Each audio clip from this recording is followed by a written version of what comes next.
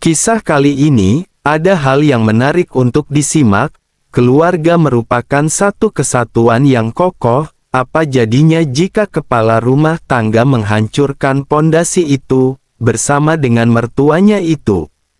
Kisah ini bermula dari sebuah rasa penasaran, yang semakin lama, malah menjadi semakin keterusan untuk bisa melakukannya lagi dan lagi.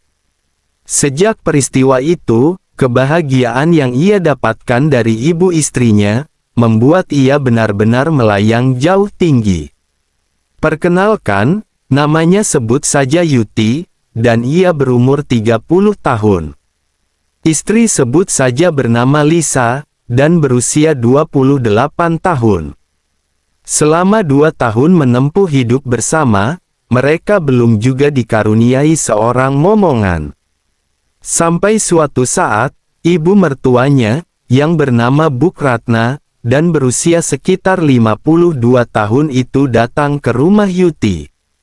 Pada saat itu, ia merasa ada gelagat yang aneh dari ibu mertuanya itu, tepatnya, pada saat ibunya menanyakan perihal, kenapa aku dan istriku belum juga bisa memberinya seorang cucu. Sambil menanyakan hal itu, mata Bu Ratna sering kali tertangkap oleh Yuti sedang melirik terus ke satu arah yang paling istimewa dari Yuti.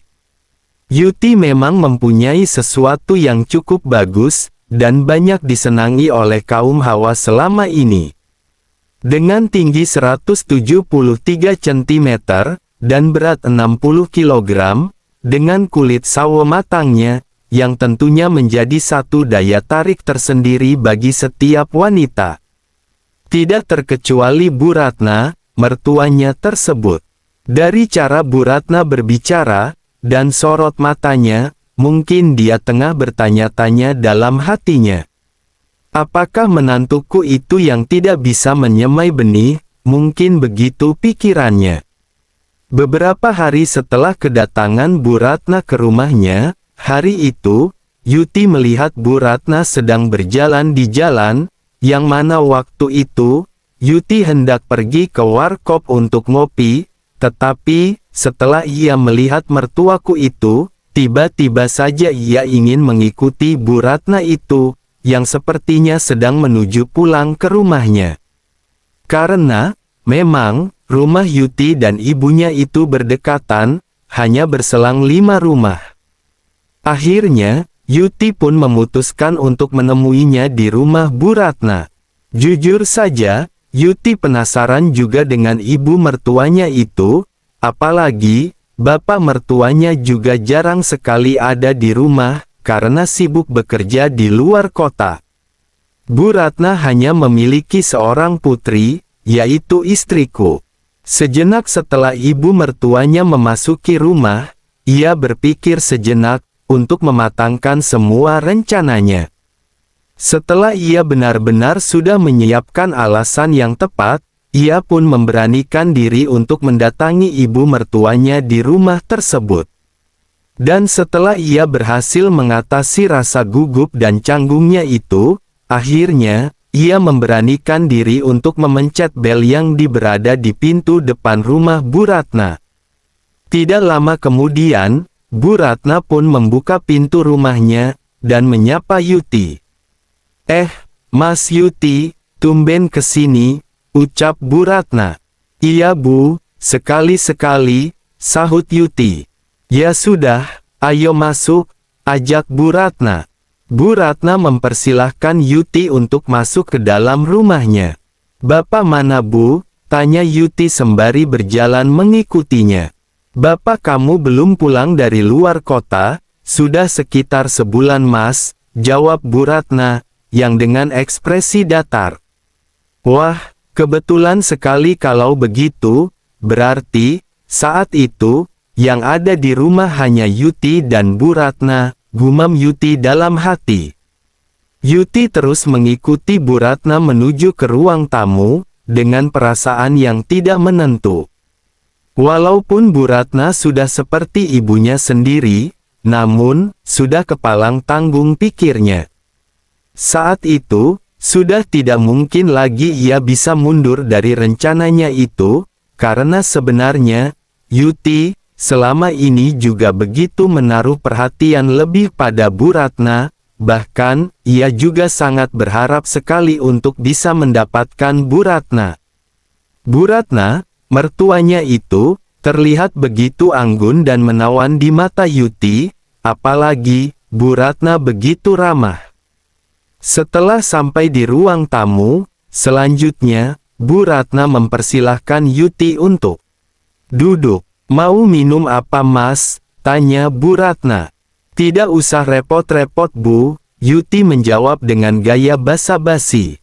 Akhirnya, Bu Ratna pun tanpa banyak tanya lagi, langsung saja pergi meninggalkannya di ruang tamu. Tak berapa lama kemudian, Bu Ratna datang dengan membawa secangkir kopi kesukaan Yuti, dan segelas teh untuk dirinya sendiri, serta beberapa cemilan.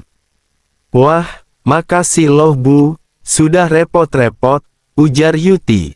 "Aku pun meneguk kopi yang disuguhkannya, sungguh luar biasa rasanya kopi tersebut," yang membuat Yuti berpikir, gimana kalau Bu Ratna juga menyuguhkan sesuatu yang lain terhadapnya.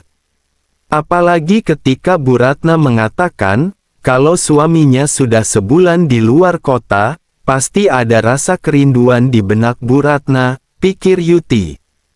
Selanjutnya, Bu Ratna pun memulai pembicaraan, sekaligus untuk mencairkan suasana.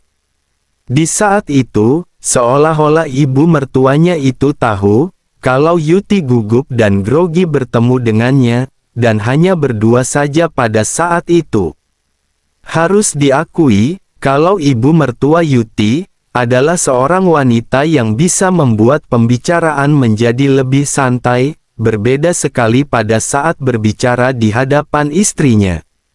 Semakin lama obrolan mereka, membuat Yuti merasa tidak canggung lagi. Akhirnya, Bu Ratna, mertua Yuti, menanyakan perihal pernikahannya, karena sudah cukup lama Yuti tidak kunjung memberinya seorang cucu.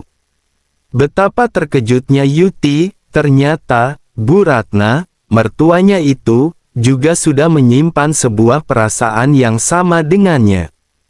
Dan pada akhirnya, ibu mertuanya pun dengan perlahan menyampaikan perasaannya pada Yuti, yang mana, kalau ibu mertuanya itu, sebenarnya kurang percaya, kalau Yuti tidak mampu untuk menyemai bibit unggul, walau sudah 2 tahun Yuti menikah, dan belum punya momongan. Yuti juga mempunyai keinginan untuk membuktikan ucapannya itu kepada Bu Ratna, akan kemampuannya yang sebenarnya, agar tidak lagi ada rasa penasaran di antara Yuti dan Bu Ratna. Ternyata Bu Ratna mengetahui, kalau selama ini, ia begitu menaruh perhatian padanya. Tiba-tiba saja, Bu Ratna memulai segalanya, bagaikan suaminya saja. Yuti sangat terkejut dan juga canggung menerima perlakuan Bu Ratna tersebut. Jujur saja, apa yang diberikan oleh Bu Ratna, sungguh jauh berbeda dengan istrinya selama ini. Saat itu, ia merasa diperlakukan layaknya seorang pria yang sebenar-benarnya. Bu Ratna, saat itu, tidak menunjukkan sikap canggungnya, ia hanya menginginkan kebahagiaan itu. Dalam waktu yang relatif singkat, Bu Ratna mampu membuat perasaan Yuti terbang tinggi, setelah Yuti mulai memberikan sambutannya pada Bu Ratna. Kemudian, Bu Ratna mengajak Yuti menuju ke tempat peristirahatannya. Ia diajak memasuki sebuah ruangan yang begitu wangi, dengan aroma bunga yang memenuhi isi ruangan tersebut. Saat Yuti tengah terkesima dengan ketenangan dan kenyamanan ruangan itu, tiba-tiba saja, Bu Ratna sudah memulainya kembali. Bu Ratna memulainya dengan penuh perhatian, yang tentu saja mampu membuatnya semakin terbawa dalam suasana yang begitu ia dambakan. Tentu saja, Yuti pun tidak tinggal diam, ia dengan penuh semangat dan kasih sayang, terus berusaha sebaik mungkin, untuk membuat ibu mertuanya itu juga merasa bahagia, sehingga nantinya tidak akan menyesal karena telah dengan sukarela memberikan pekerjaan itu. Berkat usahaku yang secara konsisten itu, pada akhirnya, benar-benar membuat Bu Ratna bahagia dengan pekerjaannya, sehingga, dengan setengah berbisik, Bu Ratna memintanya untuk segera bekerja pada pekerjaan inti, dari apa yang mereka kerjakan. Sebenarnya, Yuti sudah dari tadi ingin menyempurnakannya, tapi ia masih ragu untuk mengatakannya.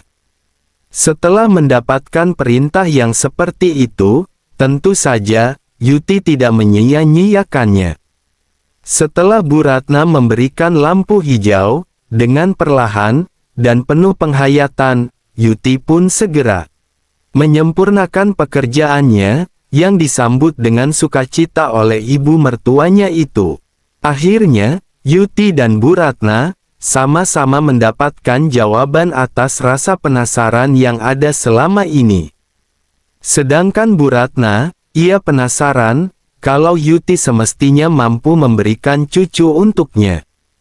Karena, pada saat mereka sedang bekerja, Yuti berhasil mengantar Bu Ratna sampai di puncak kejayaan dengan sangat sempurna, sebanyak 3 kali. Hari itu, Yuti benar-benar telah berhasil membuat ibu mertuanya itu terkesan dengan Yuti. Sejak kejadian di hari itulah, Bu Ratna, mertuanya, tidak mempersoalkan masalah cucu lagi, yang tentunya dengan satu syarat, Yuti harus sering-sering menjenguknya, pada saat suaminya itu berada di luar kota. Tentu saja, syarat itu ia setujui, mana mungkin bisa ia tolak. Demikianlah kisah Yuti, sahabatku tersebut. Terima kasih sudah mau mendengarkan kisah ini. Ambil baiknya dari cerita kisah nyata ini. Semoga hal seperti ini tidak terjadi pada kita semua.